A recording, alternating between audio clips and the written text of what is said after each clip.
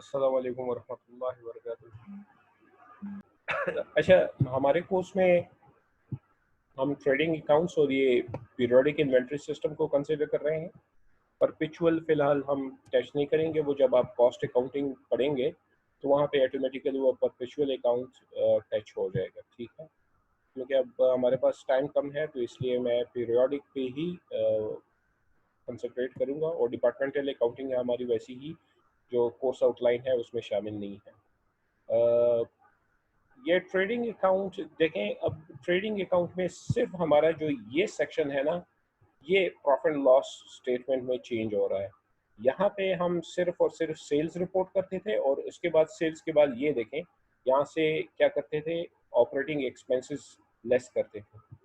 तो ये जो आइटम्स हैं कि अब हमारे पास सेल्स भी हैं और फिर उसके बाद हमारे पास वो कॉस्ट ऑफ सेल भी है, या हम ये कह सकते हैं कि हमारे पास सेल्स हैं, फिर उसमें रिटर्न्स हैं, कुछ सेल्स डिस्काउंट्स हैं, या फिर हम कहते हैं कि जो हमने सेल्स की हैं उसकी जो गुड्स हैं उसकी कॉस्ट है, उस कॉस्ट को डिटरमिन करने के लिए हम जो अपना प्रॉफिट एंड लॉस स्टेटमेंट है उसमें एक एडिशनल यानी ऑपरेटिंग एक्सपेंसेस से पहले हम ये फॉर्मूट फॉलो करते हैं। यानी हम पहले क्या करते हैं, नेट सेल्स डिटरमिन करते हैं, और नेट सेल डिटरमिन करने के लिए हम क्या करते हैं, नेट सेल डिटरमिन करने के लिए हम उसमें से सेल्स और सेल्स रिटर्न, इसका जो डिफरेंस होता है वो हमारे लिए क्या निकलता है, नेट सेल्स, यानी सेल्स लेस सेल रिटर्न, या हम कहते हैं allowances less return and allowances, ठीक है। यहाँ पे अलाउंसेस भी आ सकती हैं।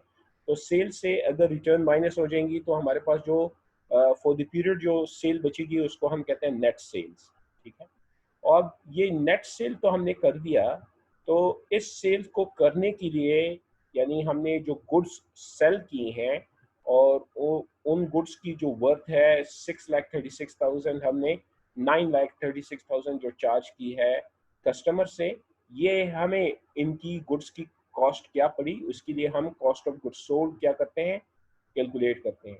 और cost of goods sold calculate करना पिछली बार भी आपको मैंने बताया था कि we start with the opening stock, और उसमें फिर नेट परचेजेस हम लेके आते हैं, जैसे ओपनिंग स्टॉक, और उसके बाद हमारे पास क्या है, एड परचेजेस, एड कैरेज, ये हमारी कॉस्ट को क्या करती है, बढ़ाती हैं। और हम जो रिटर्न्स आउटवर्ड्स हैं, यानी जो हमारे हैं परचेज रिटर्न एंड अलाउंसेस, उसको माइनस कर देते हैं, तो हमारे पास नेट परचेजेस निकलती हैं।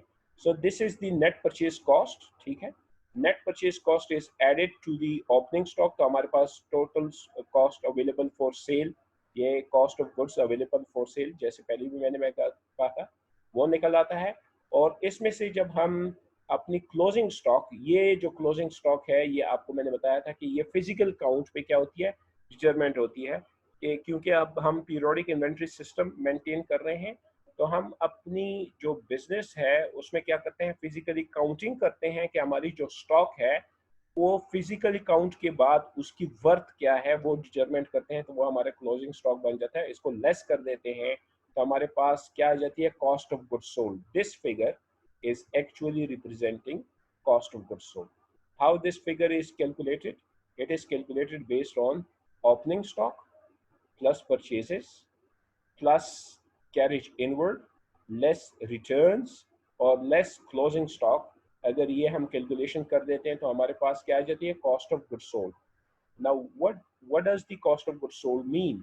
कॉस्ट ऑफ गुड्स सोल्ड का मतलब है कि जो गुड्स हमने सेल किए हैं उसकी हमको क्या कॉस्ट पड़ी थी। देखिए हमने इसको सेल कितने का किया है, 9,36,000, और ये 9,36,000 को जो हमने सेल किया इसकी कॉस्ट क्या थी, इसकी कॉस्ट थी 6,46,000। ऑब्वियसली देखिए अगर आप कोई छोटी सी सब्जी की दुकान पे भी चले जाएं तो आप देखते हैं कि उसको आप कहते हैं कि यार मंडी में तो ये रेट है, तो वो आपको हमेशा कहेगा कि यार मंडी में तो ये रेट है लेकिन मैंने लाने का भी इसमें खर्चा है, मैंने दुकान का भी इसमें खर्चा है, और मैंने इसमें एक कमाई भी करनी है, तो यूजुअली वो क्या करते हैं उसमें मार्कअप रखते हैं। तो दिस रिप्रेजेंट ये 9,36,000 और 6,46,000 का ये जो डिफरेंस है इसको हम ग्रॉस प्रॉफिट कहते हैं, और आप इसको मार्कअप भी कह सकते हैं, ठीक है। Markup on what, it is markup on हमारे जो क्या हैं गुड्स हैं जो हमने सेल किए हैं उस पर, ठीक है। तो this is our gross profit. और फिर इसके बाद हमारे पास एड डिस्काउंट रिसीव्ड, ये यूजुअली हमारे जो परचेज डिस्काउंट्स हैं वो यहाँ पे ऐड हो रहा है। We can adjust this discount received right here as well, net जो हमारे परचेजेस हैं, ठीक है। बल्कि मैं जो आपसे चाहूँगा वो ये चाहूँगा कि ये आप जो डिस्काउंट रिसीव्ड है यानी परचेज डिस्काउंट्स, वो परचेज डिस्काउंट यही नेट परचेजेस की जो कॉस्ट है उसी में एडजस्ट करें। So that's how we will be able to get our gross profit. यही हमारा ग्रॉस प्रॉफिट होगा और ये ग्रॉस प्रॉफिट हमारे प्रॉफिट एंड लॉस की तरफ क्या हो जाएगा, ट्रांसफर हो जाएगा। और उसके बाद ये आपको पता है कि यूजुअल हमारी प्रैक्टिस है कि हम ऑपरेटिंग एक्सपेंसेस क्या करते हैं, इसमें से माइनस करते हैं, ठीक है। इसको हम प्रैक्टिस भी करेंगे और इसको यानी जब भी हम अपनी इनकम स्टेटमेंट बनाएंगे, इनकम स्टेटमेंट या फाइनेंशियल स्टेटमेंट बनाने के बाद आपको पता है कि हम क्या करते हैं, क्लोजिंग करते हैं। तो क्लोजिंग के लिए एक छोटी सी हम एक प्रैक्टिस हम कर चुके हैं और क्लोजिंग के लिए हमने क्या कहा था कि जितनी भी हमारे टेम्पररी अकाउंट्स हैं वो क्या हो जाएंगे, पीरियड के लिए जो टेम्पररी अकाउंट्स होंगे वो तमाम के तमाम टेम्पररी अकाउंट्स क्लोज होंगे। तो यहाँ पे हमारे पास आप ये देखें कि ये एडिशनल टेम्पररी अकाउंट्स हैं सारे, तो इनको हमने क्लोज करना है। और इनको क्लोज करने के लिए आप देखते हैं कि हमारा अब जो प्रॉफिट एंड लॉस स्टेटमेंट है वो दो हिस्सों में बढ़ चुका हुआ है। यहाँ पे इसको trading profit and loss, trading and profit and loss account कह रहे हैं। तो हमारा ट्रेडिंग प्रॉफिट सेपरेट है और फिर हमारा प्रॉफिट एंड लॉस यानी एडमिनिस्ट्रेशन एक्सपेंसेस के बाद जो है प्रॉफिट निकलता है वो सेपरेट है। तो दो सेक्शन है। इसके लिए जब हम क्लोजिंग करते हैं तो हम क्या करते हैं, अपने सेल्स और परचेजेस यानी सेल्स और परचेजेस को भी क्लोज करते हैं। जब सेल्स एंड परचेजेस को क्लोज करते हैं तो हमारे पास ट्रेडिंग प्रॉफिट आ जाता है and we transfer that trading profit to our normal profit and loss account या इनकम समरी अकाउंट की तरफ इसको लेके जाते हैं। इसके लिए मैंने इसको विजुअलाइज करने की कोशिश की है, अगर मैं आप लोगों को समझा सकूं। देखिए हमारे पास ट्रेडिंग में कितने अकाउंट्स हैं, हमारे पास कुछ अकाउंट्स है परचेजेस से रेलेवेंट और कुछ अकाउंट्स है सेल्स से रेलेवेंट। ये जो मैंने कैटेगराइजेशन की है ये इनके बैलेंसेस, आउटस्टैंडिंग बैलेंसेस के बेस पे की है। यानी डेबिट बैलेंसेस मैंने लेफ्ट साइड पे रखे हैं सारे डेबिट बैलेंसेस, और क्रेडिट बैलेंसेस मैंने सारे के सारे राइट साइड पे लिखे हुए हैं, ठीक है। परचेज अकाउंट्स आप देखते हैं कि परचेजेस का जब भी बैलेंस होगा तो वो कितना निकलता है, वो डेबिट निकलता है या क्रेडिट निकलता है। परचेजेस जब भी होंगी तो क्या होगी, डेबिट होंगी या क्रेडिट, डेबिट होंगी। तो आप देखते हैं कि परचेजेस का जो आउटस्टैंडिंग बैलेंस होगा वो हमेशा डेबिट होगा, और सेल्स जब भी होगी तो क्या होगी, क्रेडिट। तो आप देखते हैं कि इसकी जो क्लोजिंग बैलेंस होगी यानी इसमें जो बैलेंस निकलता है वो हमेशा क्रेडिट बैलेंस निकलता है सेल्स में, ठीक है। फिर इस तरह हम कहते हैं कि सेल्स में अगर कोई रिटर्न्स होती हैं तो वो तो रिवर्सल है ऑफ सेल्स। तो अगर सेल्स खुद क्रेडिट हो रही है तो सेल्स रिटर्न खुद क्या होंगी,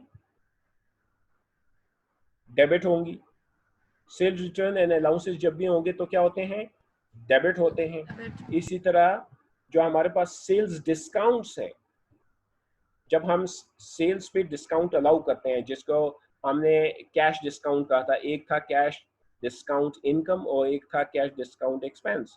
यानी जब हम परचेजेस करते हैं और अर्ली पेमेंट करते हैं तो हमें डिस्काउंट रिसीव्ड होता है, और जब हम किसी को ऑप्शन देते हैं कि अगर आप अर्ली पेमेंट करें तो हम आपको फर्दर डिस्काउंट देंगे, तो वो सेल्स डिस्काउंट्स है।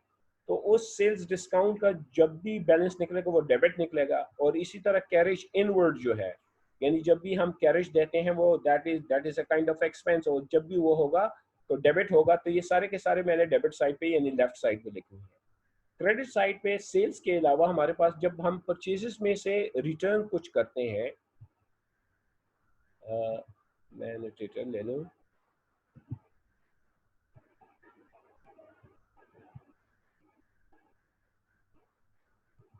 जब हम परचेजेस में से कुछ चीज रिटर्न करते हैं तो बेसिकली परचेजेस तो होती हैं डेबिट, लेकिन उसमें से जब रिटर्न करते हैं तो वो क्रेडिट हो जाती हैं। तो इसलिए ये देखें परचेज रिटर्न जो है वो क्रेडिट बैलेंस हमेशा क्या करेगा, रिप्रेजेंट करेगा। इसी तरह परचेज डिस्काउंट वो भी क्रेडिट बैलेंस रिप्रेजेंट करते हैं। अब now we are in process of closing, देखें process for closing trading accounts, हमने इन ट्रेडिंग अकाउंट्स को क्लोज करना है। तो आप मुझे ये बताइए, अगर परचेजेस अकाउंट का डेबिट बैलेंस होता है तो इसको डेबिट को क्लोज करने के लिए मुझे क्या करना पड़ेगा, परचेजेस को क्या करना पड़ेगा, ऑब्वियसली इसको मैंने क्रेडिट करना पड़ेगा। तो इसको जब मैं क्रेडिट करूंगा तो मैं डेबिट क्या चीज करूंगा, तो इसके लिए हम एक टेम्पररी अकाउंट खोलेंगे जिसका नाम होगा प्रॉफिट एंड लॉस अकाउंट, ठीक है, trading profit and loss account. तो आप देखते हैं कि हमारे जितने भी डेबिट बैलेंसेस वाले अकाउंट हैं, यानी purchase account, sales return and allowances account, sales discount account और कैरेज इनवर्ड अकाउंट, ये जितने भी हैं इन तमाम को हम क्रेडिट कर देंगे। ये देखें ये क्रेडिट हो रही है, परचेसेस क्रेडिट हो रही है, सेल्स रिटर्न क्रेडिट हो रही है, सेल्स डिस्काउंट क्रेडिट हो रही है और कैरेज इनवर्ड क्रेडिट हो रही है। तो डेबिट क्या चीज होगा, डेबिट हो जाएगा trading profit and loss account, ठीक है। इसी तरह हमने ये अकाउंट्स भी क्लोज करने हैं और ये देखें सेल जो है इसमें हमेशा क्रेडिट बैलेंस पड़ा होगा, परचेजेस रिटर्न एंड अलाउंसेस में क्रेडिट पड़ा होगा और परचेज डिस्काउंट्स में भी क्रेडिट पड़ा होगा। तो इन क्रेडिट बैलेंसेस को क्लोज करने के लिए हमें इनको डेबिट करना पड़ेगा। तो ये जब डेबिट होंगे तो क्रेडिट क्या चीज होगी, प्रॉफिट एंड लॉस अकाउंट, ठीक है, प्रॉफिट एंड लॉस। तो आप देखते हैं कि हमने क्या कर दिया, जितनी भी ट्रेडिंग अकाउंट्स हैं यानी सेल्स और परचेसेस, ये तमाम के तमाम हमने ट्रांसफर कर दिए हैं किसकी तरफ, या हमने ट्रेडिंग प्रॉफिट एंड लॉस की तरफ ट्रांसफर कर दिए। अब यहाँ पे एक और चीज भी है, यहाँ पे देखें हमने सेल्स, यहाँ पे मैं वन बाय वन भी देखता हूँ, सेल्स क्लोज कर दिया, सेल रिटर्न क्लोज कर दिया, हमने परचेजेस क्लोज किए, कैरेज इनवर्ड क्लोज किए, ठीक है, और हमने रिटर्न्स आउटवर्ड क्लोज किए, हमने डिस्काउंट क्लोज किया। हमारे पास क्या क्या चीज़ अब रहते हैं जो कि हमने अभी तक इसमें ट्रीट नहीं किया, वो है ओपनिंग स्टॉक, ये देखें ओपनिंग स्टॉक, और दूसरा है हमारे पास क्लोजिंग स्टॉक। तो हमने ये ओपनिंग और क्लोजिंग स्टॉक को भी क्या करना है, trading profit and loss account में किसी ना किसी तरह इसको शो करना है। तो इसके लिए हम क्या करेंगे, हम ये करेंगे कि हमारे पास जो स्टॉक होगा, तो स्टॉक का जो ओपनिंग बैलेंस होगा that will be a debit, ठीक है, that will be a debit. तो ओपनिंग स्टॉक को हम क्या करेंगे, ट्रांसफर करेंगे towards the trading and profit. तो अगर ये डेबिट है तो इसको ट्रांसफर करने के लिए इसको क्रेडिट कर देंगे, जितने भी बैलेंस इसमें पड़ा होगा तो इसमें ऑटोमेटिकली हमारा स्टॉक अकाउंट जीरो हो जाएगा। तो एक्चुअली हमने क्या किया, हमने अपना सारा का सारा stock trading profit and loss account में ट्रांसफर कर दिया, यानी इसको क्रेडिट करके प्रॉफिट एंड लॉस अकाउंट को डेबिट किया। और फिर जब हमने फिजिकल काउंट किया, या हमें एक जो क्वेश्चन में जो दिया गया होता है कि आपका जो क्लोजिंग स्टॉक है that is value of that much, तो वो हम क्या करते हैं, वो हम profit, trading profit and loss account में क्रेडिट करके जो स्टॉक अकाउंट है उसमें दोबारा डेबिट कर देते हैं। यानी हम क्या करते क्या हैं, ओपनिंग जो बैलेंस होता है उसको क्रेडिट कर देते हैं और जो क्लोजिंग बैलेंस होता है उसको डेबिट करते हैं। और जो इसमें जो क्रॉस रेफरेंस अकाउंट यूज होता है वो यूज होता है ट्रेडिंग प्रॉफिट एंड लॉस। तो इस तरह हमारा सारा का सारा जो ट्रेडिंग बैलेंसेस हैं वो ट्रेडिंग प्रॉफिट लॉस अकाउंट में अब क्या हो जाएंगे, ट्रांसफर हो जाएंगे। अब ऑब्वियसली हमने अपने सेल्स और कॉस्ट ऑफ सेल्स सारे के सारे ट्रेडिंग प्रॉफिट लॉस में जब ट्रांसफर किए, so there are two possibility, या हमें प्रॉफिट होगा या हमें लॉस होगा। तो यहाँ पे I am taking a case of profit. अगर तो प्रॉफिट है तो होगा क्या, हमारा क्रेडिट ज्यादा होगा और हमारा डेबिट कम होगा। When our credit is more than debits, so obviously we are in profit.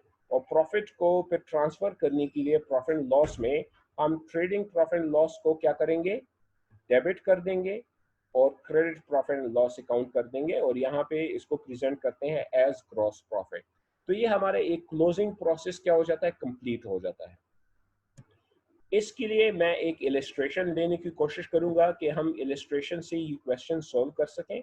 और हम उसमें से सबसे पहले क्या करेंगे हम उसमें सबसे पहले हम इनकम स्टेटमेंट बैलेंस शीट बनाएंगे। जो इनकम स्टेटमेंट बैलेंस शीट बन जाएगा तो उसके बाद हम ये क्लोजिंग प्रोसेस स्टार्ट करेंगे और क्लोजिंग प्रोसेस स्टार्ट में हमने क्या करना है, हमने सिंपली जो ट्रेडिंग अकाउंट्स हैं, जितनी भी ट्रेडिंग अकाउंट्स हैं, उसको ट्रेडिंग प्रॉफिट लॉस में क्लोज करना है, और ट्रेडिंग प्रॉफिट लॉस जो खुद का अकाउंट है उसको प्रॉफिट एंड लॉस या इनकम समरी अकाउंट में हमने क्लोज करना है। यहाँ तक किसी को कोई कंफ्यूजन तो नहीं है? अगर किसी को कोई कंफ्यूजन है, कोई क्वेश्चन पूछना चाहते हैं तो वो पूछ सकता है। एनीवन?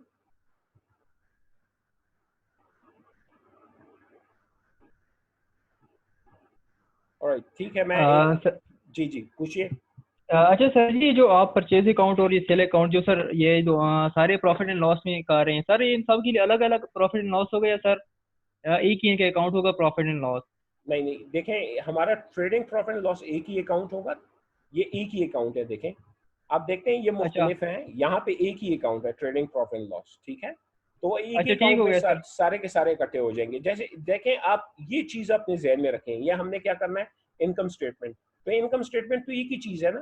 तो हम देखते हैं कि उस उसमें हमने क्या करना है कि उसमें हमने डिटरमिन करना है कि हमारा जो ग्रॉस प्रॉफिट है वो कितना निकलता है। तो वो एक ही जगह पे हमने निकालना है ना। तो ग्रॉस प्रॉफिट निकालने के लिए हम ये प्रोसेस कर देते हैं, ठीक है, अकाउंटेंट ये प्रोसेस करते हैं।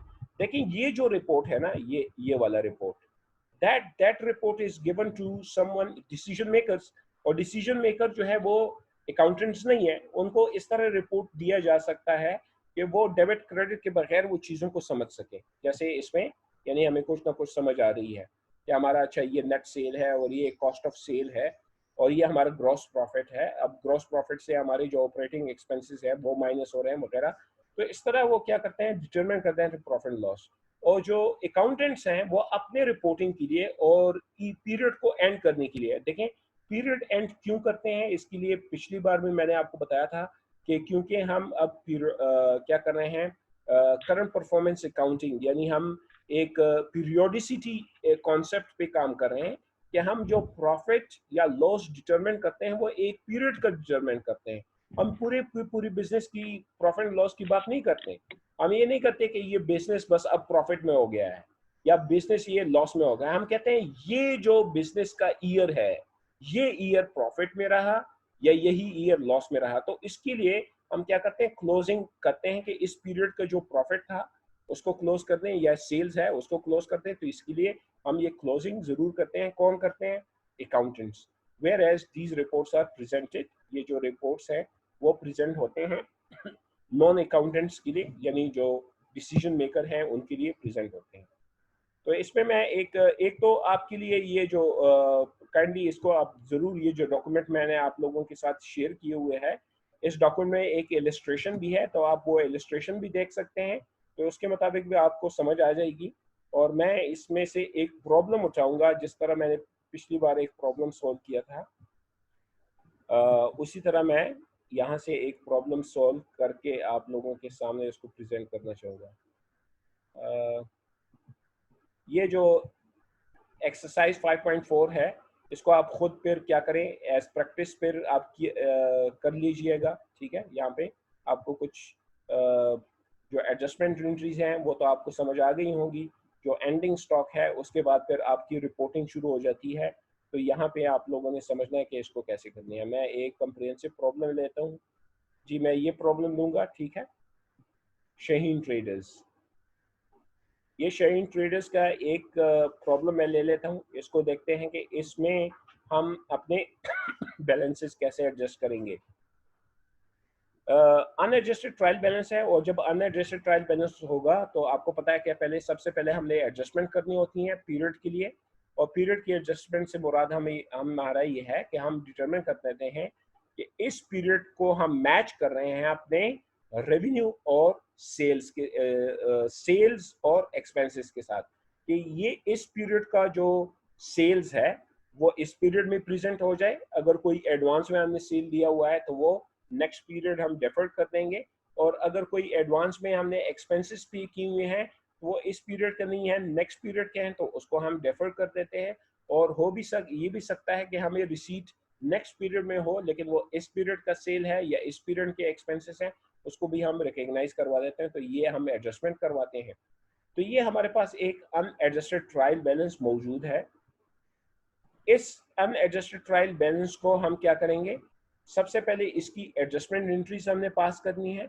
एडजस्टमेंट एंट्रीज के बाद हमने इसमें अपना प्रॉफिट एंड लॉस डिटरमिन करना है, ट्रेडिंग प्रॉफिट एंड लॉस। फिर उसके बाद एट द एंड हमने क्लोजिंग भी करनी है। तो ये एक कंप्रिहेंसिव क्वेश्चन हमारा बन जाएगा। तो इसको मैं पहले कोशिश करता हूँ, अगर ये एज इट इज कॉपी हो जाए एक्सेल में तो बड़ी आसानी रहेगी।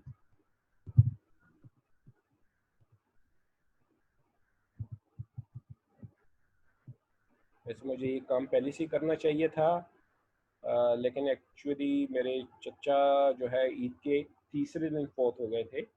आज उनका वो कुल था, तीसरा था। I was engage there, time नहीं मिल सका, वरना मैं ये वो पहले से ही कर लेता। वेरी सैड सर, अल्लाह ताला उनको अपने जवारे रहमत में जगह दे सर। आमीन आमीन आमीन थैंक यू। आमीन। सर ये आई वुड रिक्वेस्ट एवरीवन के जब आप ब्रेक देंगे तो उसमें हम उनके लिए दुआ मगफिरत करेंगे सर, उनके लिए फातिहा करेंगे इंशाल्लाह।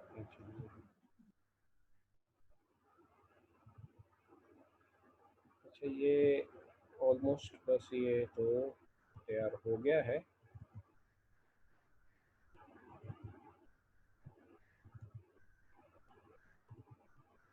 अच्छा, आप लोगों से रिक्वेस्ट है कि आप लोग अपने साथ पेन पेपर रख दें। मैं यहाँ पे क्या करूँगा, मैं एक्चुअली जर्नल एंट्री पास नहीं करूँगा। जर्नल एंट्री मैं आप लोगों से रिक्वेस्ट करूँगा कि आप लोग खुद पास करें। मैं इसमें सिर्फ और सिर्फ जो वर्कशीट है उसमें एडजस्टमेंट शो करूँगा।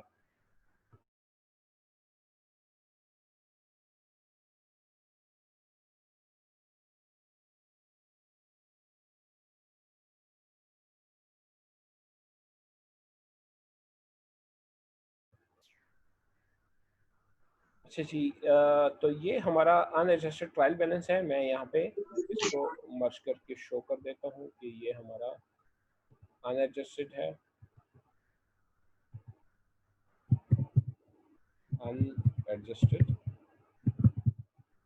और इसके बाद ये हमारा जो आ जाएगा ये एडजस्टेड आ जाएगा, बल्कि एडजस्टमेंट्स आ जाएंगे। और ये हमारे एडजस्टेड ट्रायल बैलेंस आ जाएगा।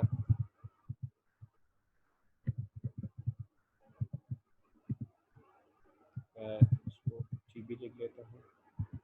और एडजस्टेड ट्रायल बैलेंस के बाद आपको पता है कि हमारा प्रॉफिट एंड लॉस आएगा। प्रॉफिट एंड लॉस, और उसके बाद हमारे पास जो आएगा वो होगा बैलेंस शीट। ये हमारा एक वर्कशीट क्या हो जाएगा, बन जाएगा। इसी तरह यहाँ पे पहले में डेबिट और दूसरे में क्रेडिट है।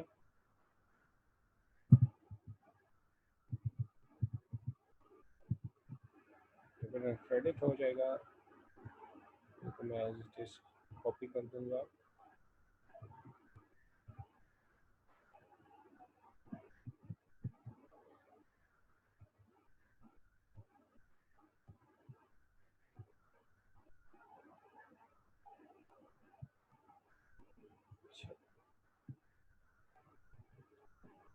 लेट्स सी कि हमारे पास ये सबसे पहले हम ये देख लेते हैं कि हमारे पास कौन कौन से अकाउंट है। शाइन ट्रेडर्स हैं, और शाइन ट्रेडर के पास हमारे पास है बैंक अकाउंट यानी कैश या बैंक अकाउंट। लोन, लोन एक लाइबिलिटी है, हमने बैंक से लोन लिया होगा, और लोन हमेशा लॉन्ग टर्म होता है तो लॉन्ग टर्म कंसिडर होगा।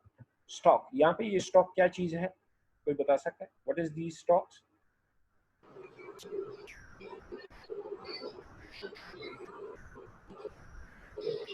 एनीवन?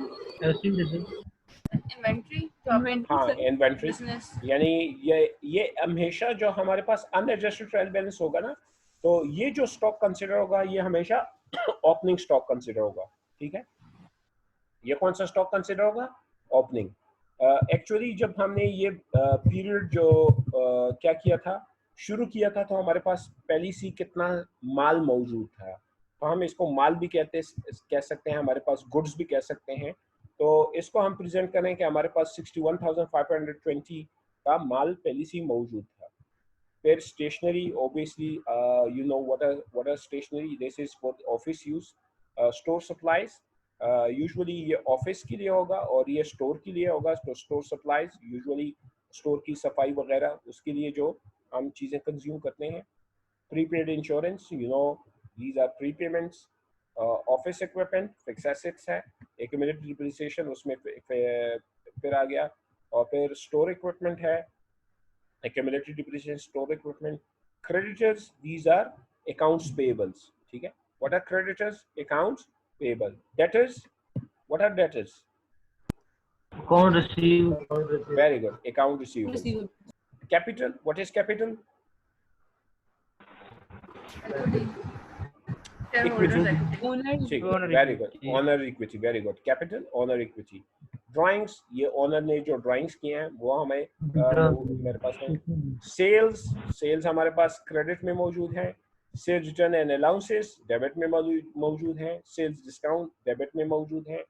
और आपको पता है कि ये डेबिट में ही होते हैं। परचेजेस डेबिट हैं। Purchase return and allowances credit में मौजूद हैं। परचेज डिस्काउंट्स क्रेडिट में मौजूद हैं। कैरेज इनवर्ड डेबिट में मौजूद है। इसके बाद हमारे पास डिप्रिसिएशन, इस साल की कोई भी चार्ज नहीं हुई तो जीरो है, ठीक है। सेल्स सैलरीज, ये अब तक जो सेल्समैन हैं उनको हमने जो सैलरी दी है उनकी है। रेंट सेलिंग स्पेस, जो हमारे स्टोर है उसमें जो है वो कितनी है। स्टोर सप्लाईज, अब तक क्योंकि हमने चार्ज नहीं की है पूरी साल की तो जीरो है, तो we need adjustment for that. यहाँ पे जो डिप्रिसिएशन जीरो नजर आ रही है तो इसका मतलब ये है कि we will be required to adjust depreciation for store equipment. We will be required to adjust the store supply. Advertisement expense हमारे पास मौजूद है। Depreciation expense office equipment zero रखा गया है, तो इसका मतलब है कि हमें एडजस्टमेंट में इसको भी क्या करना होगा, डिटरमाइन करना होगा। ऑफिस सैलरीज मौजूद हैं। और इसके बाद इंश्योरेंस है, अब इंश्योरेंस जीरो नजर आ रहा है तो मतलब है कि we would be required to adjust insurance, क्योंकि हमारे पास प्रीपेड इंश्योरेंस पड़ा हुआ है। So now we have to determine कि हमारे पास जो एक्सपायर्ड पोर्शन ऑफ इंश्योरेंस है वो कितना हो गया है। So that will be considered insurance expense, इसको हम इंश्योरेंस एक्सपेंस कहेंगे। Rent office space, stationery expense, ये भी जीरो डिटरमाइंड हुई है, तो इसको भी देखेंगे कि कैसे एडजस्ट करनी है, ठीक है। वैसे ये क्रेडिट में लिखा हुआ है, डेबिट में लिखना चाहिए था।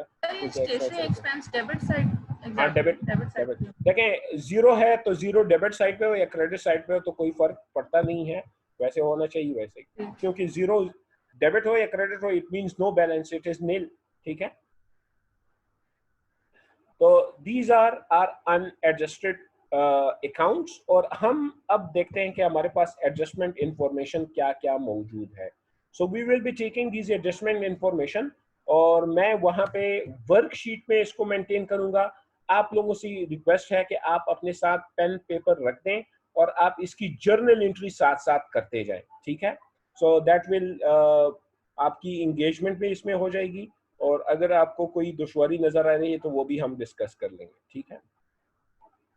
सो सबसे पहले तो हमें कहा था कि copy the unadjusted trial balance on the worksheet and complete the worksheet using the following information. तो हमने कॉपी कर दिए हुए है, अब हम फॉलोइंग इंफॉर्मेशन यूज करते हुए वर्कशीट को क्या करेंगे, कंप्लीट करेंगे।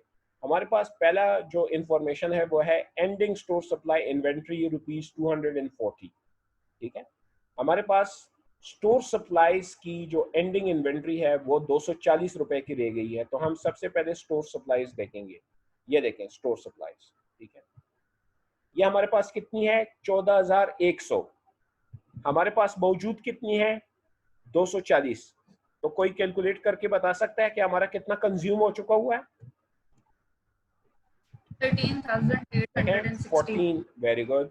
तो मैं ये ले लेता हूँ, 14,100 जो है हमारे पास मौजूद था, और उसमें से अब कितना हमारे पास लेफ्ट है, 240 हमारे पास अभी भी मौजूद है। तो ये मैं इससे माइनस कर देता हूँ, तो कितना हो जाएगा, 13,860, ठीक है। तो ये हमें क्या बता रहा है, ये 13,860 क्या हो गया है, ऑफिस सप्लाई एक्सपायर हो गया है, कंज्यूम हो गए हैं। तो ये जब कंज्यूम हो जाते हैं तो ये एक्सपेंस हो जाएगा।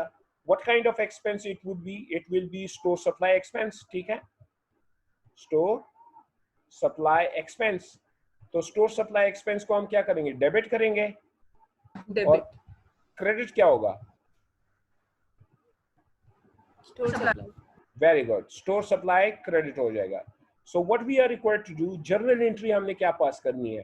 तो सबसे पहले मैं आपको उसमें दिखा देता हूँ वर्कशीट में, और वर्कशीट से आप लोगों ने जर्नल एंट्री में उसको कन्वर्ट करनी है। तो हमारे पास जो वर्कशीट है वो ये है, और यहाँ पे मैं दिखा देता हूँ कि स्टोर सप्लाई हमारे पास 14,100 है, इसमें से अब 13,860 कंज्यूम हो चुके हैं। तो जब कंज्यूम हो चुके हैं तो ये एसेट है, एसेट में कमी आ गई, तो वो डेबिट होगा या क्रेडिट होगा? क्रेडिट क्रेडिट हो जाएगा। तो इसको मैं 13,860 से क्या कर देता हूँ, क्रेडिट कर देता हूँ। यूजुअली इसके साथ मैं लिखूंगा ए, यानी ये मेरे पास रिक्वायरमेंट नंबर ए मेरी हो गई है। तो यूजुअली क्योंकि ये फिर हमें ट्रैक करने में आसानी होगी, ठीक है। ये हमारा क्या हो गया, ए। तो ये ए हो गया, तो हम कहते हैं कि ये ए का क्रेडिट यहाँ पे है, तो इसका डेबिट कहाँ पे होगा? इसका डेबिट हमारे पास आ जाएगा कहाँ पे, स्टोर सप्लाई एक्सपेंस। तो हम देख लेते हैं कि हमारे पास अगर स्टोर सप्लाई एक्सपेंस मौजूद नहीं है तो we will be required to create it. यहाँ पे आप देखते हैं स्टोर सप्लाई एक्सपेंस पहले से मौजूद है और जीरो है, तो मैं इसको डेबिट कर देता हूँ कितने से, 13,860। तो ये भी मेरा क्या हो गया, ये मेरा क्रॉस रेफरेंस हो जाएगा ए। तो आप देखते हैं कि ए एक डेबिट है और एक ए क्रेडिट है, तो डेबिट एंड क्रेडिट इक्वल, तो हमारी एंट्री कंप्लीट हो गई। इसको हम क्या करेंगे, अब इसको हम जर्नल एंट्री में कैसे पास करेंगे?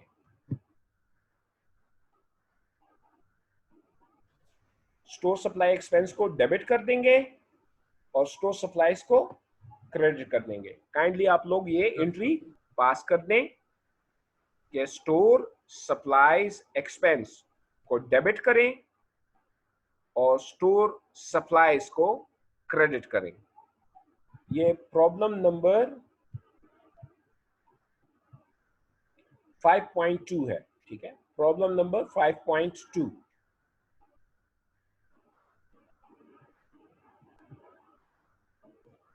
तो हमने पहली जो रिक्वायरमेंट है इसकी जर्नल एंट्री भी पास कर दी और इसको वर्कशीट में भी शो कर दिया, ठीक है।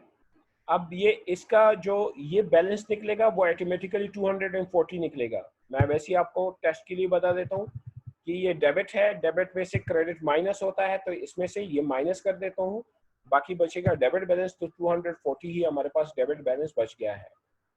So that's how we will be making or completing this worksheet. ठीक है। अब इसके बाद हम देख लेते हैं कि हमारे पास दूसरी रिक्वायरमेंट है। आप लोगों ने जर्नल एंट्री पास कर दी?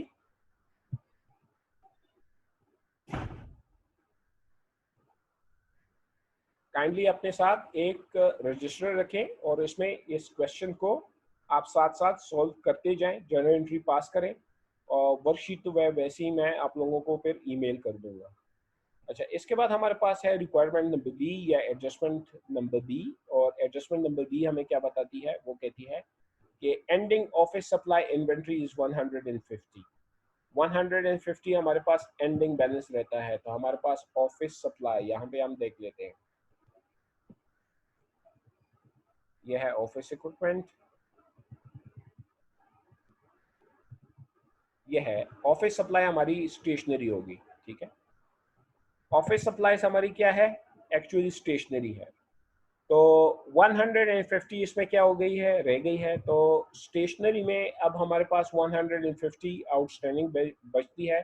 तो 4380 है, इसमें से 150 जब माइनस हो जाएगा तो हमें पता लग जाएगा कि इसमें से कितना कंज्यूम हो चुका हुआ, ठीक है। तो एक्चुअली है क्या, तो मैं ये कहते हैं कि 4380 है, इसमें से 150 अभी भी मौजूद है। तो कंज्यूम कितना हुआ, कंज्यूम हो गया है 4230, ठीक है। 150 हमारा आउटस्टैंडिंग बैलेंस है, तो 150 4380 से माइनस हो जाएगा, तो हम कहेंगे कि 4230 का हमारा क्या है, एक्चुअली ऑफिस सप्लाई कंज्यूम हो चुकी है। जो ऑफिस सप्लाई थी उसमें 150 का बैलेंस क्या हो गया था, बच गया था। तो 150 अगर 4380 से माइनस कर देते हैं तो हमारे पास कितना बचता है, 4230। That reveals what, that concerns कि हमारी जो स्टेशनरी है ये कंज्यूम हो गई, तो ये एक एसेट है, एसेट में कंजम्पशन हमेशा क्या हो जाएगी, क्रेडिट हो जाएगी। तो 4230 से इसको हम क्रेडिट कर देंगे। तो डेबिट हम क्या करेंगे, हम ऑफिस सप्लाई एक्सपेंस जो है या स्टेशनरी एक्सपेंस, जो भी इसको आप नाम देना चाहते हैं, आप इसको स्टेशनरी एक्सपेंस नाम भी दे सकते हैं, ऑफिस सप्लाई एक्सपेंस भी नाम दे सकते हैं। तो यहाँ पे अगर हम देखें तो मेरे ख्याल में ये stationery expense at the end हमारे पास गिवन है, तो ये मैं 4230 से क्या कर दूंगा, डेबिट कर दूंगा। 4230 से ये डेबिट हो गई। तो 4230 से स्टेशनरी एक्सपेंस हम जर्नल एंट्री में डेबिट करेंगे, और स्टेशनरी जो है उसको 4230 से क्रेडिट कर देंगे। Once again it is being considered on the basis of this requirement B, जो requirement B हमें कह रहा था कि ending office supply. So office supply is actually stationery. Stationery को office supply भी कह सकते हैं, तो it is not a new thing. Stationery and office supply are same, ठीक है। इसके बाद हमारे पास जो expired insurance है, अच्छा यहाँ पे आप देखे होगा कि मैं यहाँ पे टाइप 1, टाइप 2, टाइप 3, टाइप 4 उस किस्म की जो एडजस्टमेंट है उसको अब रिकॉल नहीं कर रहा हूँ, because I am assuming so you people are very much clear after you can say completing your assignments. जो आप लोगों ने असाइनमेंट कर दिए होंगे तो उसके बेसिस पे ये सब कुछ है, और इसमें जो हमने नया करना है वो सिर्फ ट्रेडिंग जो प्रॉफिट एंड लॉस है उसको कंसिडर करना है। तो यहाँ पे हमारे पास एक्सपायर्ड इंश्योरेंस, तो हमारे पास प्रीपेड इंश्योरेंस था, अब यहाँ पे वो प्रीपेड इंश्योरेंस में हमें बताया जा रहा है कि 26,820 का हमारा क्या हो गया, एक्सपायर हो गया। तो we will be required to credit the prepaid insurance, और इंश्योरेंस एक्सपेंस को हम डेबिट करेंगे कितने से, 26,820। So let's move to the worksheet. Worksheet पे हम आ गए, हमारे पास जो बैलेंस है 26,820 से ये प्रीपेड इंश्योरेंस है, ये इसमें डेबिट पहले से पड़ा हुआ था, तो इसको हमने 26,820 से क्या करना है, क्रेडिट करना है। 26,820 से ये क्रेडिट हो गया, ये 32,000 था, इसमें 26,820 कंज्यूम हो गया, तो उससे वो क्रेडिट हो गया। डेबिट क्या होगा, डेबिट हो जाएगा insurance expense. So let's find out कि हमारे पास अगर कोई इंश्योरेंस एक्सपेंस ना भी हो तो we will be required to create it. यहाँ पे क्योंकि इस क्वेश्चन ने हमें थोड़ा सा सपोर्ट किया हुआ है, और उसने पहले से हमें ये तमाम के तमाम अकाउंट जो कि अगर पहले नहीं भी हैं तो दे दिए हुए हैं जीरो बैलेंस के साथ insurance. So insurance is actually an expense, तो इसको मैं 26,820 से क्या कर देता हूँ, डेबिट कर देता हूँ, तो ये हमारा डेबिट हो गया। तो इसकी जनरल जो एंट्री पास होगी वो क्या होगी, इंश्योरेंस एक्सपेंस डेबिट 26,820, और ए प्रीपेड इंश्योरेंस वो क्रेडिट हो जाएगी 26,820, and that's how debit and credit will remain equal. और हमारा ये हमारी ये जो एंट्री है ये एक्चुअली ये है एलोकेशन ऑफ कॉस्ट है, तो वो एलोकेशन ऑफ कॉस्ट हो जाएगी। फिर इसके बाद हमारे पास डिप्रिसिएशन है, दो किस्म की डिप्रिसिएशन है, एक स्टोर इक्विपमेंट पे है, दूसरा ऑफिस इक्विपमेंट पे है। तो 38,178 हमारा स्टोर इक्विपमेंट पे है, और 10,644 ये हमारे ऑफिस इक्विपमेंट पे है। So these are two separate you can say equipments on which we are charging a depreciation. तो सबसे पहले हम ट्रैक करते हैं स्टोर इक्विपमेंट को, और इसकी एंट्री क्या होगी, वैसे कौन कौन से अकाउंट इसमें एडजस्ट होने वाले हैं, कोई बता सकता है? वेरी गुड, एक होगा डिप्रिसिएशन एक्सपेंस और दूसरा होगा एक्यूमुलेटेड डिप्रिसिएशन स्टोर इक्विपमेंट, ठीक है। दोनों में एक डिप्रिसिएशन एक्सपेंस, दूसरा accumulated depreciation.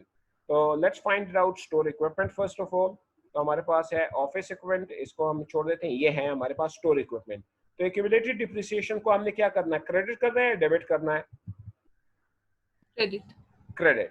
So how much it will be credited? It will be credited by 38,178. तो तो 38,178 से ये क्रेडिट हो जाएगा। और डेबिट क्या होगा? Depreciation expense. Very good, depreciation expense ये है ऑफिस इक्विपमेंट और ये है डेप्रिसिएशन स्टोर इक्विपमेंट, ये है, ठीक है। तो कितना है? 38,178, 38,178 से ये डेबिट हो जाएगा।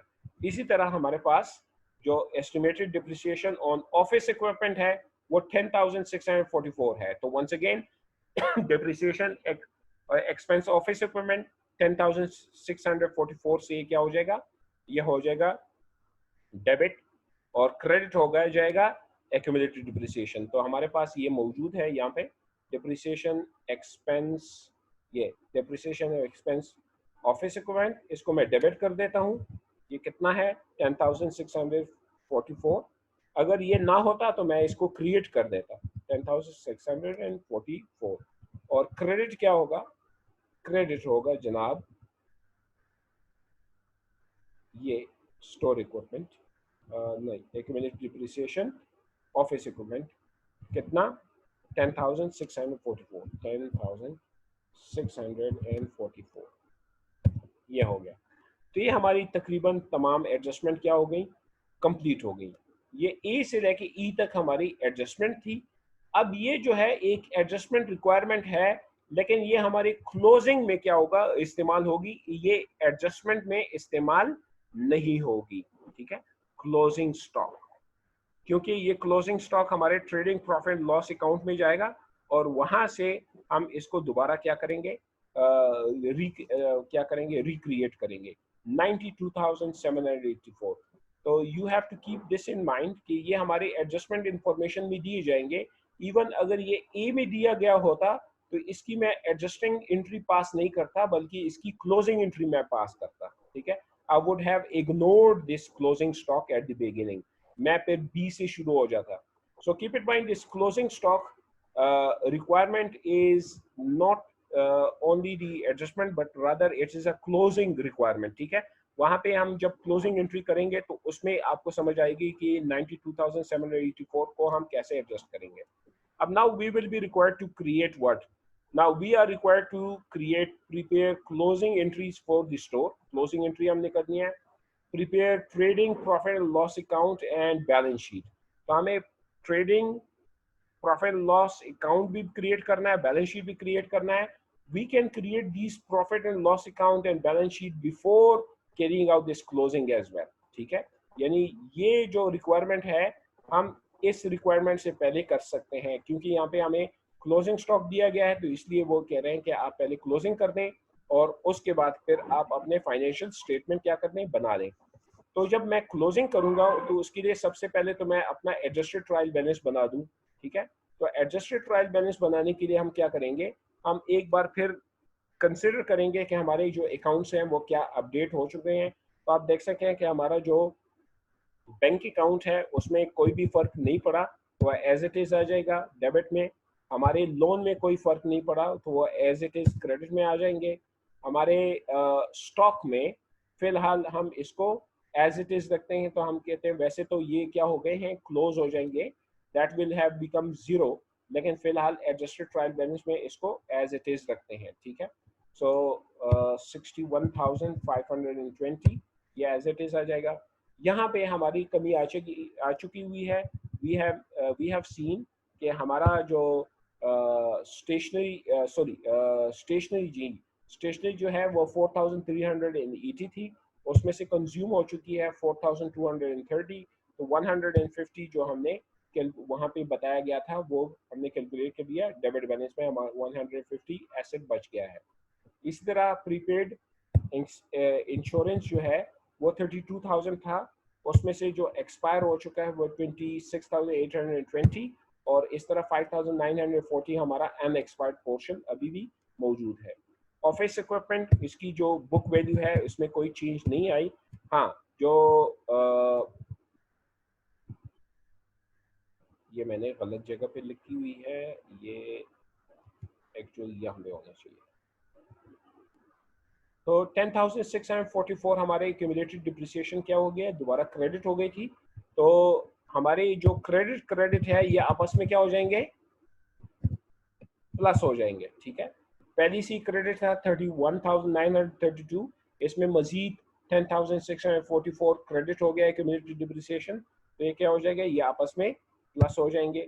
हमारा स्टोरेज जो इक्विपमेंट है उसकी बुक वैल्यू में कोई चेंज नहीं है, तो एज इट इज इसको रिप्रेजेंट कर देंगे, और फिर क्यूमुलेटिव डिप्रिसिएशन आपस में क्या हो जाएंगी, प्लस हो जाएंगी। ये आ गई। इसके बाद हमारे पास क्रेडिटर, उसमें कोई फर्क नहीं है, क्रेडिटर क्रेडिट ही है तो क्रेडिट में लिख लेता हूँ, डेटर डेबिट ही है तो डेबिट में लिख लेता हूँ। हमारे पास कैपिटल है, क्रेडिट में है तो क्रेडिट में ही लिख लेता हूँ, उसमें कोई ट्रांजैक्शन नहीं है। ड्राइंग्स हैं डेबिट में तो डेबिट में ही लिख लेता हूँ, कोई भी उसमें ट्रांजैक्शन नहीं हुई। Sales as it is credit में आ जाएंगी, सेल्स रिटर्न डेबिट में आ जाएंगी, बल्कि ये सारे के सारे डेबिट में है, इसमें कोई भी चेंज नहीं आया हुआ। रिटर्न्स, डिस्काउंट्स एंड कैरेज ये भी एज इट इज आ जाएंगे, इनमें कोई फर्क नहीं आया हुआ, दरमियान में कोई ट्रांजैक्शंस नहीं हुई। डिप्रिसिएशन पहले 0 था, अब डेबिट हो चुका हुआ है तो ये तमाम का तमाम डेबिट में आ जाएगा। सेल्स सैलरी में कोई भी ट्रांजैक्शन और नहीं हुई, डेबिट थी तो डेबिट में ही आ जाएगी। रेंट सेलिंग स्पेस डेबिट था, डेबिट में ही आ जाएगा। स्टोर सप्लाई एक्सपेंस डेबिट हो चुका है, पहले 0 था तो डेबिट में आ जाएगा तमाम। हमारे पास एडवर्टीजमेंट पहले से ही डेबिट में मौजूद है और उसमें कोई भी और ट्रांजैक्शन एडजस्टमेंट के लिहाज से नहीं हुई तो डेबिट में ही आ जाएगा। और डिप्रिसिएशन हमारे पास डेबिट हो चुका हुआ है, पहले 0 था तो डेबिट में ही आ जाएगा। ऑफिस सैलरीज डेबिट में मौजूद थी, डेबिट में ही मौजूद रहेंगी। और इंश्योरेंस डेबिट हो चुकी हुई है, इंश्योरेंस डेबिट कर दिया। रेंट डेबिट ही है तो डेबिट ही रखेंगे। और ऑफिस स्टेशनरी एक्सपेंस या ऑफिस सप्लाई जो है वो डेबिट है, डेबिट में ही रहेंगे।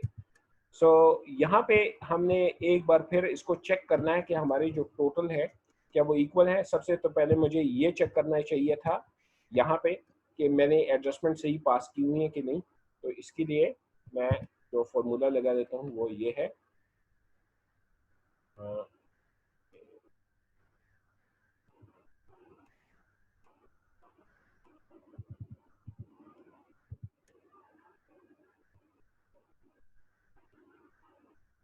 T5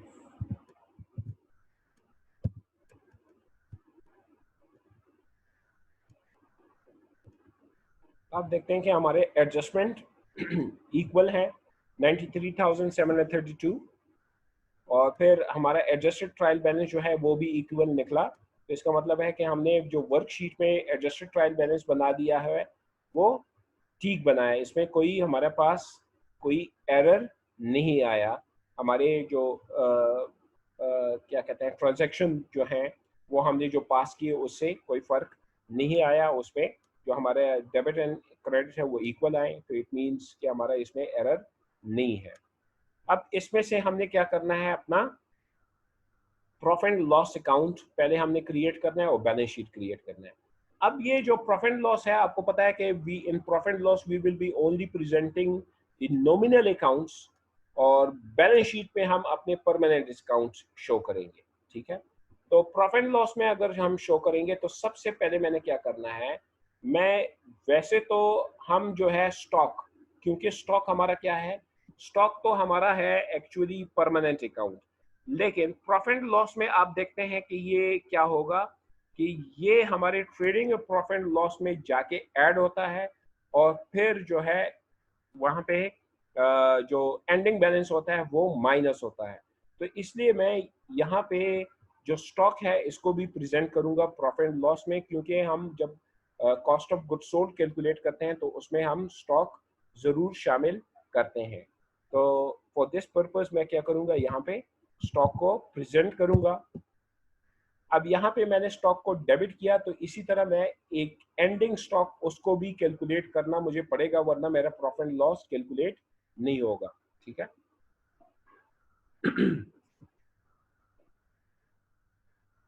स्टेशनरी एसेट है, इसको मैं इग्नोर कर देता हूँ।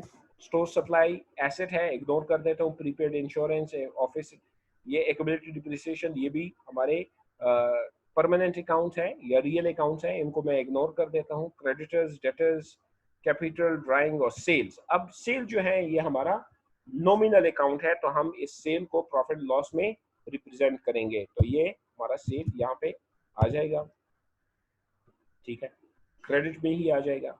इसके बाद हमारे पास ये सेल रिटर्न एंड परचेसेस वगैरह, ये भी हमारे नॉमिनल अकाउंट हैं, सो एज इट इज़ मैं इनको उठा देता हूँ और यहाँ पे प्रेजेंट कर देता हूँ।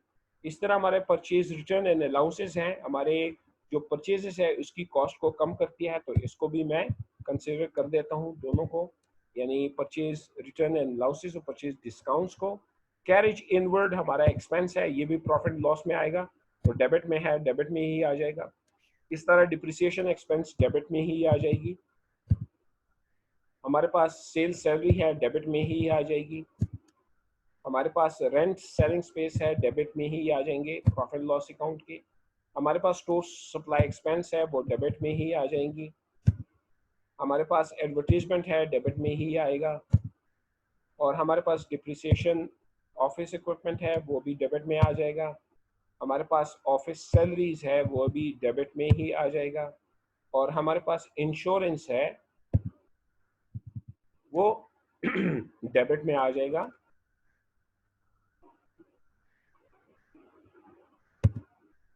रेंट ऑफिस डेबिट में ही आ जाएगा।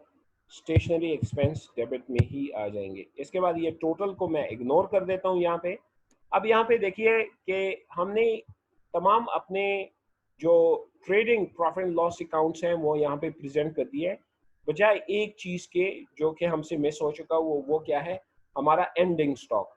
तो एक्चुअली क्या होगा, जैसे मैंने यहाँ पे स्टॉक ओपनिंग लिखा हुआ था, तो मैं एक नया अकाउंट यहाँ पे प्रेजेंट करूंगा ये टोटल के बाद, जिसको मैं कहूँगा स्टॉक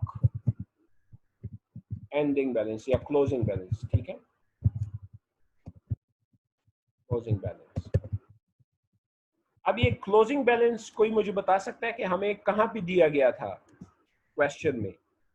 क्या हमें क्लोजिंग बैलेंस दिया गया है क्वेश्चन में? एडजस्टमेंट में दिया गया सर। जी, ये जो एडजस्टमेंट एफ है, ये देखें एफ, यहाँ पे हमें क्लोजिंग बैलेंस दिया गया है। कितना दिया गया है? 92,784, ठीक है, 92,784। तो एक्चुअली तो जो क्लोजिंग बैलेंस होगा वो तो जो है वो आएगा डेबिट में, लेकिन प्रॉफिट एंड लॉस खुद क्या हो जाएगा, वो इसकी वजह से क्रेडिट होगा। जैसे यहाँ पे मैंने आप लोगों को शो किया हुआ है, देखें, मैंने आपको कहा था कि जो ओपनिंग बैलेंस होगा वो क्रेडिट होके प्रॉफिट लॉस को डेबिट करवाएगा, और प्रॉफिट लॉस एंडिंग बैलेंस के लिए खुद क्रेडिट होके स्टॉक को डेबिट करवाएगा। तो अब मैंने प्रॉफिट लॉस को क्या करना है, देखें यहाँ पे मैंने प्रॉफिट लॉस को डेबिट कर दिया था, ये देखें ये प्रॉफिट लॉस है, इसको मैंने डेबिट कर दिया था किससे?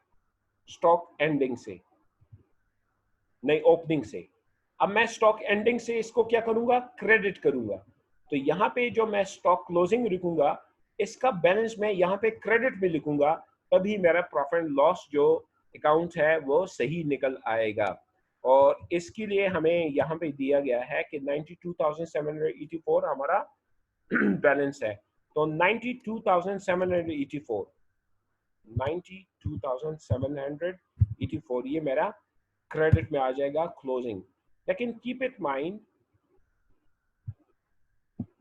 यहाँ पे देखिए अब हमने क्या करना है, यहाँ पे ये था डेबिट, और यहाँ पे प्रॉफिट लॉस में डेबिट हो गया, तो ये अब जीरो हो जाएगा, यहाँ पे कोई भी प्रेजेंट नहीं होगा स्टॉक ओपनिंग, यहाँ पे बैलेंस शीट में ये प्रेजेंट नहीं होगा। लेकिन ये जो है स्टॉक क्लोजिंग, क्योंकि ये प्रॉफिट लॉस में क्रेडिट में प्रेजेंट हो चुका हुआ है, तो अब जब बैलेंस शीट में प्रेजेंट होगा तो ये डेबिट में प्रेजेंट हो जाएगा ऑटोमेटिकली। और इसी तरह ये इसका जो प्रॉफिट होगा वो भी हम कैलकुलेट कर देंगे।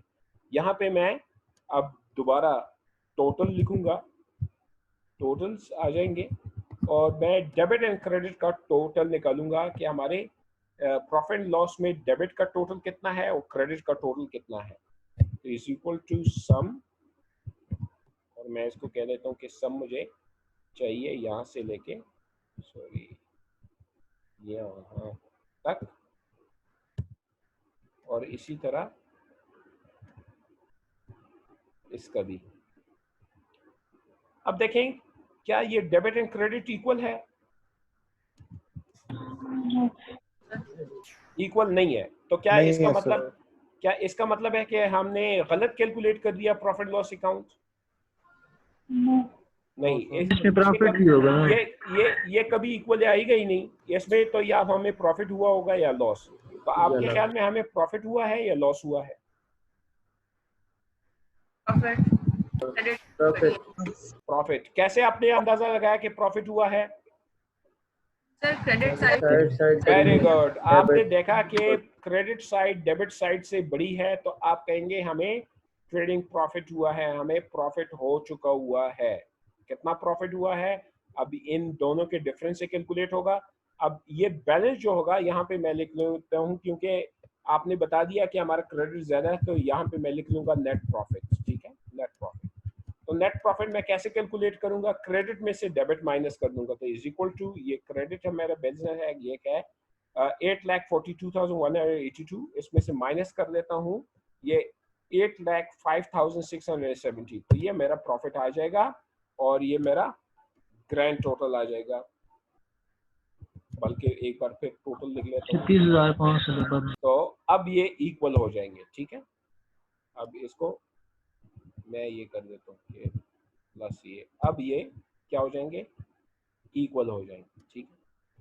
अच्छा, अब इसके बाद हमारे पास क्या बनाना है? हमने बैलेंस शीट बनानी है। अब बैलेंस शीट में आपने ये गौर करना है कि जो हमारे परमानेंट अकाउंट हैं, जो नहीं टेम्पररी अकाउंट है, वो प्रॉफिट लॉस में शो हो चुके हुए हैं। और जब ये प्रॉफिट लॉस में शो हो गए हैं तो बैलेंस शीट में इनको शो करने की जरूरत नहीं है। बैलेंस शीट में डायरेक्टली ये नेट प्रॉफिट जो है इक्विटी में हम ऐड कर देंगे। तो यहाँ पे हम अब क्या करेंगे? सिर्फ और सिर्फ परमानेंट अकाउंट्स को देखेंगे। तो परमानेंट अकाउंट हमारा बैंक अकाउंट है, वो डेबिट है, डेबिट में ही प्रेजेंट कर देते हैं। जो हमारा लोन है वो क्रेडिट है, तो क्रेडिट में ही प्रेजेंट कर देते हैं। अब आप देखेंगे कि मैं ये जो स्टॉक ओपनिंग है इसको इग्नोर कर रहा हूँ, इसको मैं जीरो कंसिडर कर रहा हूँ। क्यों? क्योंकि मैंने कहा कि अब ये क्या हो गया, एडजस्टेड से प्रॉफिट लॉस में चला गया है। तो एक्चुअली क्या हुआ कि एडजस्टमेंट में ये जो बैलेंस होगा इसको मैंने क्लोजिंग जब एंट्री पास करूंगा तो इसको क्रेडिट कर दूंगा और प्रॉफिट लॉस को डेबिट कर दूंगा, तो एक्चुअली इसका जो बैलेंस हो जाएगा वो जीरो हो जाएगा। तो यहाँ पे मैं इसको जीरो के साथ रिप्रेजेंट कर देता हूँ कि मेरा जो स्टॉक ओपनिंग है वो जीरो है। ठीक है। इसी तरह हमारे पास जो एसेट्स हैं, जैसे स्टेशनरी, एक्चुअली वो 150, ये देखें डेबिट में बैलेंस में पड़ी हुई है। इसके अलावा हमारे पास 240 जो है वो स्टोर सप्लाई है। प्रीपेड इंश्योरेंस हमारे पास 5,940 है, और ऑफिस इक्विपमेंट हमारे पास 1,06,440, ये एज इट इज आ जाएंगे। ठीक है। और एक्यूमुलेटेड डिप्रिसिएशन, उसमें भी ये एडजस्टेड का जो फिगर है यही आ जाएगा। जो हमारे पास ऑफिस स्टोर इक्विपमेंट है वो एज इट इज आ जाएगा, और एक्यूमुलेटेड डिप्रिसिएशन एडजस्टमेंट में से 1,52,712 आ जाएगा। क्रेडिटर भी क्रेडिट में हम प्रेजेंट कर देंगे और डेटर को डेबिट में प्रेजेंट कर देंगे। कैपिटल को भी हम प्रेजेंट करेंगे क्रेडिट में। तो कैपिटल जो है 5,03,158 जो है वो क्रेडिट में मौजूद था, तो इसको क्रेडिट में ही रिप्रेजेंट कर देंगे। और ये ड्राइंग जो है ये हमारा डेबिट है, तो डेबिट में ही प्रेजेंट कर देते हैं। इसके बाद अब ये सेल्स वगैरह ये सब कुछ मैं इग्नोर करूंगा। क्यों? क्योंकि ये जो बैलेंसेस हैं ये पहले से ही बैलेंस शीट में नहीं, प्रॉफिट लॉस अकाउंट में रिप्रेजेंट हो चुके हुए हैं। जब ये प्रॉफिट लॉस में प्रेजेंट हो जाते हैं तो इसका मतलब ये होता है कि अब मुझे इसको बैलेंस शीट में प्रेजेंट करने की जरूरत नहीं है, ये तमाम के तमाम अब क्लोज हो जाएंगे। अब यहाँ पे एक चीज जो बचती है वो मैंने रखनी है। देखें, जो स्टॉक क्लोजिंग बैलेंस था उसको मैंने एडजस्टमेंट के लिए जो प्रॉफिट लॉस है उसमें से क्रेडिट किया और इसको डेबिट कर दूंगा बैलेंस शीट में। ये जितना भी हमारे पास क्लोजिंग बैलेंस है ये आ जाएगा। ठीक है। अब ये जो प्रॉफिट है यहाँ पे हमने डेबिट किया था, तो जो हमारा बैलेंस शीट है उसमें क्या करेंगे? प्रॉफिट जो है हमारा क्रेडिट होगा या डेबिट? ये क्रेडिट साइड पे आ जाएगा, ऑटोमेटिकली ये क्रेडिट साइड पे आ जाएगा। तो आपने ये गौर करना है। देखें हमारे पास जो आखिरी टोटल में से जो बाद में बचते हैं हमारा स्टॉक क्लोजिंग और नेट प्रॉफिट। तो स्टॉक क्लोजिंग प्रॉफिट लॉस में डेबिट नजर आ रहा है, नहीं क्रेडिट नजर आया तो हमने डेबिट में कर दिया, और प्रॉफिट डेबिट में नजर आ रहा है तो हमने क्रेडिट में लिख दिया। तो इस तरह अगर मैं इनको टोटल कर दूं तो अब आप देखेंगे कि ये क्यों नहीं, सॉरी, ये टोटल ये नहीं होगा, इज इक्वल टू सम, और यहां से लेके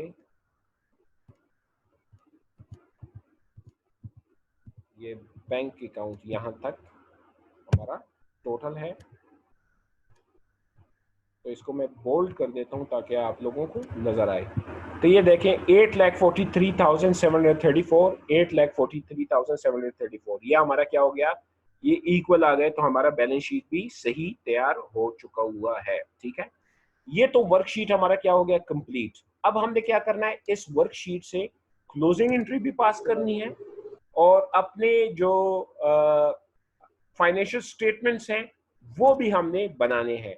तो अब हम लेते हैं एक ब्रेक, 15-20 मिनट की ब्रेक हो जाएगी। तो उसके बाद हम रीजॉइन करेंगे मीटिंग, और फिर इसमें से हम क्या करेंगे, क्लोजिंग एंट्री भी पास करेंगे, और जो अपने फाइनेंशियल स्टेटमेंट है जिसमें इनकम स्टेटमेंट और बैलेंस शीट स्टेटमेंट वो भी हमने बनाना होगा। ठीक है।